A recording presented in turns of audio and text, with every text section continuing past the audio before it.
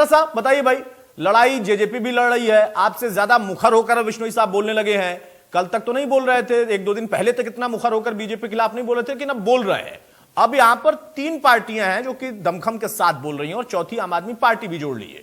तो बीजेपी तो हर हाल में पहले से कमजोर है, एनडीए कमजोर है, उनका नारा जुमला है 400 पार का। समस्या है क्या? वो लोग तो डरे हुए हैं जैसा आप लोग बता रहे हैं, आप लोग तो उत्साहित हैं, किस आधार पर?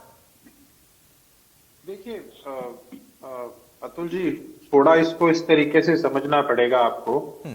जजपा के बारे में तो आपने अपने अंदाज से, जो आपका एक बड़ा प्रचलित सा आपका एक अंदाज है, उस अंदाज में आपने इनको भिगो भिगो के जूते तो मार दिए हैं। अगर समझदार नहीं सर, मैं जूते उते नहीं मारता सर, मैं अपनी बातों से अपनी बात रखता हूं, मेरे लिए सभी सम्मानित है, मैं जूते नहीं मारता। नहीं, माफी चाहूंगा, ये आपके शब्द हो सकते हैं, मेरे नहीं। हाँ मेरे हैं, बिल्कुल मेरे शब्द हैं, क्योंकि 4.5 साल जो सत्ता की मलाई खाई, उसके बाद इनको जब याद नहीं आया जब 750 किसान शहीद हो रहे थे, जब हमारी रेसलर बेटियां थी, और जब ये महिला कोच के साथ जो प्रकरण था, कैसे ये इनके मुंह में दही जम गई थी, और बड़ी बड़ी आप ये कह रहे थे हैरान शब्द का इतना इस्तेमाल इन्होंने किया। आप हैरान मत होना, अगर भाजपा को थोड़े बहुत एमपी कम पड़ गए तो सबसे पहले ये बैठे होंगे इनकी गोद के अंदर, तब भी हैरान मत होना। और जनता भी हैरान नहीं होगी, या ये हरियाणा है या काट की हांडी बार बार नहीं चढ़ा करती। अब इनके जुमलों का, अब इनके उसका जुमलों का, और ये जो झूठी बातें करते हैं उसका अंत हो चुका है। अब इनमें कुछ बचा नहीं है, जब आधार ही कुछ नहीं बचा तो आज कांग्रेस का पाला। जब इनसे देवेंद्र कादयान जी का नाम पूछा गया, मैं हैरान ये मानता हूं कि ये जजपा पार्टी के प्रवक्ता, और इनको देवेंद्र कादयान आपने 4 बार ही पूछा और तब भी इनको नहीं समझ में आया कि किनकी बात हो रही है, और जबकि इनको अच्छी तरह पता होना चाहिए कि इनके शीर्ष नेतृत्व में वो रिश्तेदारी भी पड़ती है। चलिए वो बात छोड़िए। बात ऐसी है कि अब ये 3 पार्टियों के बारे में आपने जहां तक मोटा मोटा जिक्र किया, मैं 3 पार्टियों के बारे में बात करता हूँ। पहली बात आती है पार्टी की, अगर हम बात करें तो ये जो 2 मेन पार्टियां हैं, भाजपा और कांग्रेस। देखिए, कांग्रेस और भाजपा का ये है कि एक कृषि काले कानून लेकर आई जिसमें 750 किसान शहीद हुए, बेरोजगारी चरम सीमा पर लेके आई, महंगाई चरम सीमा पर लेके आई, नशे के अंदर हरियाणा में जो बच्चों का सुसाइड रेट है वो पंजाब से ज्यादा है, ओवरडोज से, ड्रग ओवरडोज से। आय दुगनी का वादा ये लेकर आए थे, आय दुगनी की जगह 10 गुना कर दिया।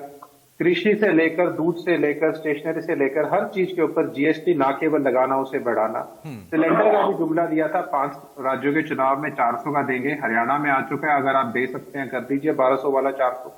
धान के रेट की बात करिए, आप यहाँ दे दीजिए 3600 4000 दे रहे थे आप छत्तीसगढ़ में और अन्य जगहों में।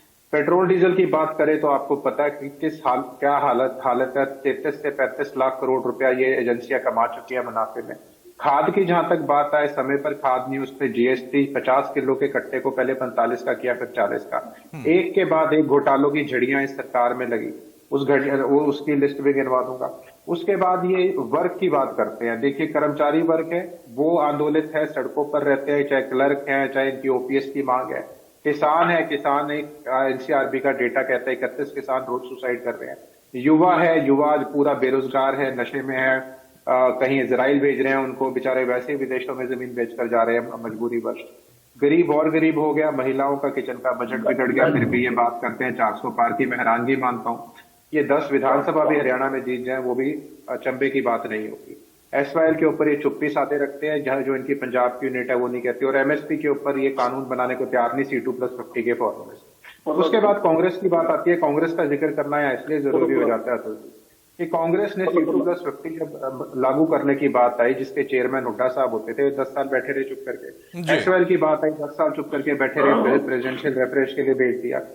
किसानों के हित के लिए जब 3 काले कानून लाए गए, जब किसानों ने मांग करी, तो पूरे देश में क्या कांग्रेस का एक विधायक, एक एमपी, एक राज्यसभा का एमपी, एक भी नहीं, इतनी जुबान काटी इन लोगों ने, एक भी व्यक्ति ने रिजाइन नहीं किया। और जब जिस एक पूरे देश में व्यक्ति ने रिजाइन किया, तब ये सारी पार्टियां इकट्ठी हो गई उसे हराने के लिए।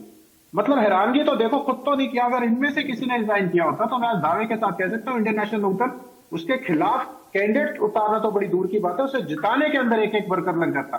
ये फर्क है ये इन पार्टियों के अंदर। और जो रीजनल पार्टीज है, चाहे ममता जी की पार्टी है, चाहे अखिलेश जी की पार्टी है, इनको पसंद नहीं है रीजनल पार्टीज। इनको बहुत तकलीफ होती है। आजकल ये आम आदमी पार्टी वाले नए नए बने हैं, ये क्या कहते हैं, इनको भी चिढ़ मचने लगी रीजनल पार्टीज से। ये भी इधर उधर कुछ जानते हैं नहीं, नए नए राजनीति में आए हैं, ना राजनीति का कोई ज्ञान है, और बड़ी बड़ी बातें करने लग जाते हैं। अब आप मेरे को बात बताओ, कुरुक्षेत्र लोकसभा है, मैं पूरे हरियाणा के संदर्भ में बड़ी गहरी बात करने जा रहा हूं। अब क्या कांग्रेस का एमएलए जो बना होगा, जो भी इनका, वो कहेगा आप झाड़ू को वोट दो, और 2 महीने बाद विधानसभा इलेक्शन होगा, तब क्या बोलेगा कि मैं उसी को जिता दो दोबारा, या उसके खिलाफ वोट दो।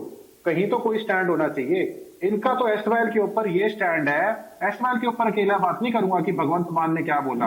कांग्रेस के राजा वड़िंग है, प्रदेश अध्यक्ष है पंजाब के, उनका बयान देख लो। पराली आती है, आम आदमी पार्टी वाले कहते हैं हरियाणा जिम्मेदार है।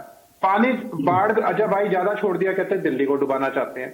उसके बाद कम अभी सूखा पड़ता है तो कहते हैं पानी नहीं दे रहे, या एसवाइएल का पानी नहीं देते। सारे इल्जाम हरियाणा पे लगाते हैं, एक बूंद पानी नहीं देंगे ये बात करते हैं। उनके साथ कैसे कांग्रेस वाले मिलकर अब हरियाणा के, बिल्कुल सही बात है, बिल्कुल सही बात है। देखिए, मैं जल्दी हैरान नहीं होता हूं, आपने हैरान कर दिया। पूछे कैसे? कैसे? हाँ, हैरान ऐसे कर दिया आपने कि इतनी खराब कांग्रेस, इतनी खराब जो है जेजेपी, इतनी खराब आम आदमी पार्टी, और इन्हें लोग बार बार कह रही थी कि नहीं हम भी इंडी गठबंधन में आएंगे, हमें ले लो, हमें ले लो, हमें ले लो, हमें शामिल करो ही करो। गजब है आपको एक भाई नहीं पंजेटा साहब जी, भाई आप बार बार कह रहे थे हमें भी शामिल करो, हम आना चाहते हैं। अब चौहान साहब के पास जा रहा हूं, चौहान साहब ने सिलसिलेवार सबको सुन लिया।